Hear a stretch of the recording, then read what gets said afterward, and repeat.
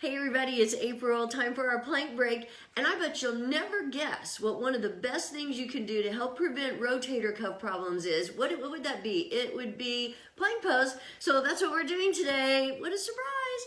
So I'm going to start on hands, and I'm going to forearms, and we'll do side plank on forearms, which I normally don't do, but it's really good for your shoulders, so I'm going to do it today. So starting on hands, starting in table position, pull your shoulders down your back, then lift your upper back, lift your chest.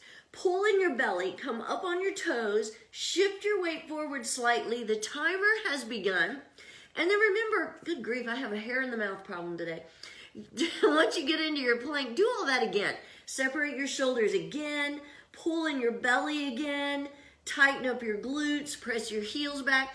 Think about reaching your tailbone toward your heels. So I even feel when I go move into that second part where I'm actually doing all of that again, I really feel myself strengthening even more, my back lengthening. And that's what you want. You know, you're trying to be in the shape of a plank, a nice long line. Good heavens. But so that's why you're always engaged while you're working on your plank. So I think it was on Yoga Journal the other day, they had a post about best exercises or poses to do to help prevent rotator cuff problems. And it was plank. Plank was in there. There were a few others, but it was some variations of plank that they showed a few of. And so I thought, well, what a coinky dink that I already do plank. And so I thought it would be a nice topic for planking one day, and today's the day. So if you think about it though, while you're planking and you're really plugging into your shoulders, so that's strengthening right there. So you're plugging in, pulling in your belly, and you want to think about doing that multiple times. So because a lot of times as you hold your plank longer, you tend to lose some of that good form. So you're always thinking about what you're doing. I know sometimes you're thinking about hoping it's going to end soon, but think about how you're strengthening. So I'm really pressing into the floor again, and that helps really isolate your shoulders, helps strengthen them. So isn't that a great thing that you're working on strengthening while you're doing your plank pose? It's not just punishment. It's not just for the endurance. We're at 2 minutes.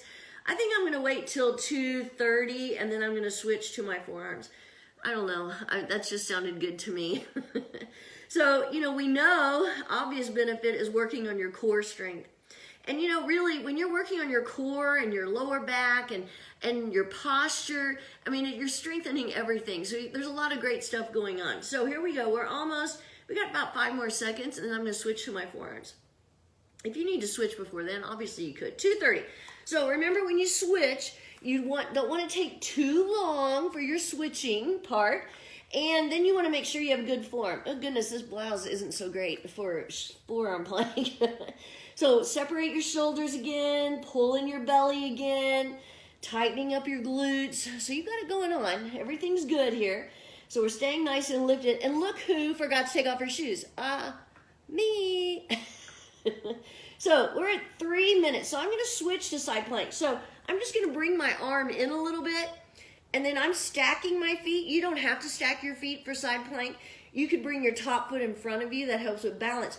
But really think about lifting, engaging that shoulder. So you're working on strengthening while you're doing this. It would be very easy to let your hips collapse and collapse into your shoulder, and then you're missing out on that strengthening part. So they put, in particular, in that Yoga Journal article, 3:30, I'm going to switch to the other side. They showed side plank on your forearm as a great strengthener for rotator cuff. Not that on your hands isn't, but it's even more, I guess it's more beneficial when you're on your forearm. And I would have to say I feel it. So I'm actually really pressing into the floor, lifting my hips, reaching my upper arm to the sky. So everything's engaged here in my shoulder. Lots of strengthening going on. So 4 minutes, I'm coming back to regular forearm plank. Separating my shoulders, pulling in my belly, really lifting. You're thinking about lifting your upper back, pulling in your belly. So you've got a lot going on. So You don't have to plank for 5 minutes. You know, my suggestion for you would be maybe you plank on your hands for a minute and then maybe try to do 30 seconds on each side for your side plank and do it on your forearms if you can. And then maybe you do another minute on your forearms. Just because I know you could work up to it if you wanted to. So let's say you're not able to do 30 seconds yet in side plank. Do 15. That's okay. You're still working on it. And the more you do it, the stronger you're going to get. So, you know, you might say it'll get easier, but the reason why it gets easier is because you get stronger. And that's the important part here. So we're at 5 minutes. I'm going to hold a few seconds longer. But give a big hip hip hooray for planking and strengthening your rotator cuff, because I've had rotator cuff surgery. I hope I never have it again. It's not, I mean, obviously I live to tell about it. And by the way, I do even have my ebook on Amazon. If you are contemplating rotator cuff surgery, I do have some information about that online. It's called the Rotator Cuff Diaries. Anyway, you can also email me questions or comment on the posts, and I will respond. All right, good luck. Keep planking. See ya.